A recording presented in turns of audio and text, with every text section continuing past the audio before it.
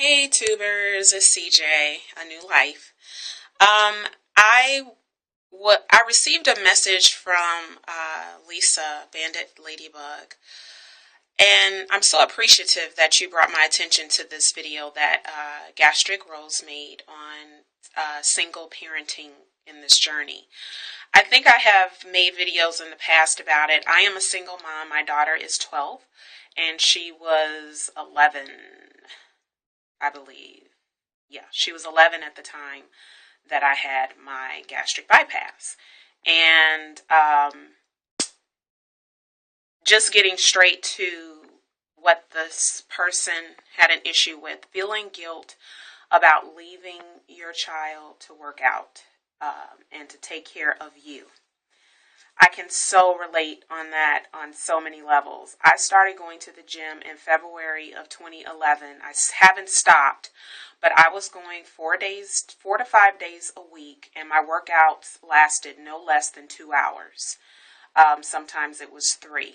And however, because my child was older, I was able to get a membership that would include her coming with me, but many times she did not want to come. And before I was able to get that arrangement, I would have to leave her. And she was not happy at all about that. Of course, I felt guilty. I felt like I was failing as a mom. But then I had to stop and I had to look at the situation as it was. Prior to my weight loss surgery, I have never ridden a bike with my daughter. I have never swum with my daughter. I have never run with my daughter. I was sitting on the bench at the playground because I was too big to get on the slides. It was very uncomfortable to get on the swings. So I just watched her play. I never rode rides with her at the amusement park because either I was too big or I just was not able to get on a roller coaster. I literally had to turn my daughter over for physical activities because I was not able. I was 346 pounds. So I had to ask myself, this is something that I'm doing to help myself so that I can be a better mother to her and I can begin living life with her and not giving her away to someone else.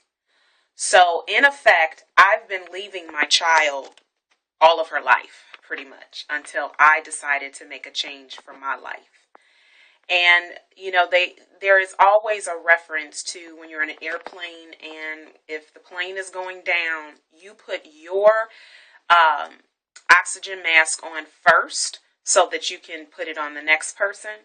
This is the same thing. This is the proverbial oxygen mask that you're putting on by taking control and making a new life for you so that you now can pass this on to your child so that they will not have to live that life. They will not have to follow in those shoes because now you're being educated and you are also showing your child that when it's something important or it's something that you are striving for, you have to work hard and you have to sacrifice.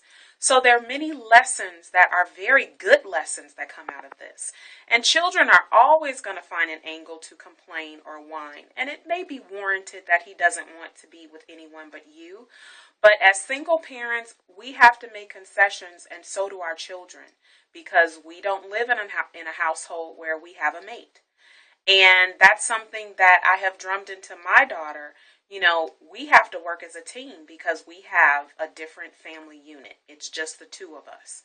So something that Rose mentioned in her video, was the fact that this is something that is temporary.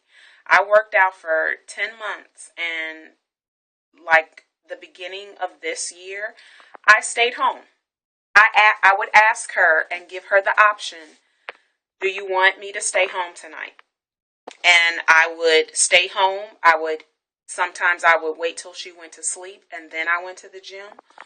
And other things I would do would be to do routines at home, to look up videos on YouTube and create a routine where I could work out at home.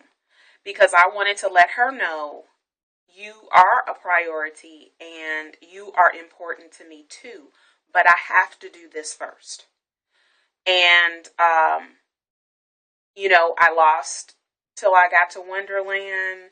I lost my 100 pounds, and that was what needed to be done. So once I did what was necessary, then the options came in, for her. Come with me, or I'll go these days, and then these are the days that I will be home. So let's make plans to do things on these days. So, I have a very strong spiritual background that I use to help guide me in my life. And the Bible says to love your neighbor as yourself. And I would be willing to say that pretty much, I would say, if not every overweight person suffers from not loving themselves. You are building a healthy connection with yourself because you are giving your body what it needs. You are becoming healthier.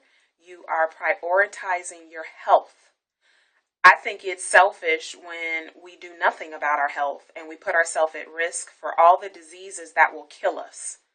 Of course, we can die from anything, any random thing, time and unforeseen occurrences befall us. But when we're content with being overweight, when we continue to eat, when we continue to be sedentary, when we continue to give in to the vices of being overweight, then that's not loving our children. That's not being a good mom. And that was something that I had to come to. That, forsaking myself wasn't being a good mom, and neither was it being a good example. So so just sit down and really, really think and ask yourself, why am I doing this? Am I doing this because I want to hurt my child? Am I doing this because I want to leave him? Am I doing this because I don't want to be a mom anymore? No, and no. You're doing this because you have taken control of your life. You have to be healthy. And as Rosemary said, in her video, that now you can put him in a position where he'll be safe for the rest of his life, where you can give him tools that he can use for the rest of his life. And by the simple fact that this is gnawing at your very fiber, the root of your soul, shows that you are a good mom. Because if you weren't a good mom, you wouldn't give a flying fig tree about your baby's feelings. It would be like, he's just a kid, deal with it. But you are carrying guilt. You are, I'm sure, crying over this. If not on the outside, you are on the inside. That's a sign of a good mom because you care. You care. Unfortunately, as single moms, we don't have the option to, do it later, when our mates come home, or, have our mates come with us and bring the baby. We don't have those options, so we have to work with what we have. And you also mentioned, Rose mentioned that you wrote how you make sure that every week you devote special time to him. That's a good mom. That is a good mom, taking an almost impossible situation and making it work. You're doing what you can, and that's all anybody can do, is what is in their power. So I think you're doing a fabulous job, and by the fact that your son wants to be with you shows that you got to be a good mom. Otherwise, he wouldn't care. He would look forward to being away from you. So that's my piece on it, and I hope this, brings something to the table. The things that you will be able to do, the life that you will be able to lead once you meet your health goals, your fitness goals. Your son is going to forget everything that has happened regarding you going to the gym. He's not even going to remember, because it's going to bring such a level of happiness and contentment and pride. He isn't even going to think about that. And something else that I want to mention that I do with my daughter is I talk to her and I tell her, I would rather be here with you, but I need to do this because when I sit in a bus seat, I have to leave the bus seat next to me empty because I can't fit in just one. Or I have to get an extender when we go on the airplane rides because the seatbelt doesn't fit. Or, it hurts when I, jump, or when I run. It hurts my knees. It hurts my ankles. I can't get on the rides with you because I can't fit in them. So I was very, very honest with my daughter and told her how I felt as an overweight person and the life that I led, and how I wanted to be better for her and for me. I wanted to be able to run with her. I wanted to play with her. Now she's like, "Mom, I'm tired," and I'm like, "Come on, one more time, one more time." So this has opened up a new life for the both of us, but it took sacrifices on both ends. So, according to his age, just be open and honest. Children receive a whole lot more than we give them credit for, and he'll appreciate that in the long run. And you're teaching him how to exhibit that to another person too. So I'm going to sign off. I didn't mean for the video to be this long, but things that I'm passionate about, that touch me, I tend to have a lot to say. So I hope it helped you, and I applaud you. I applaud you. You're a good mom, and don't ever think otherwise.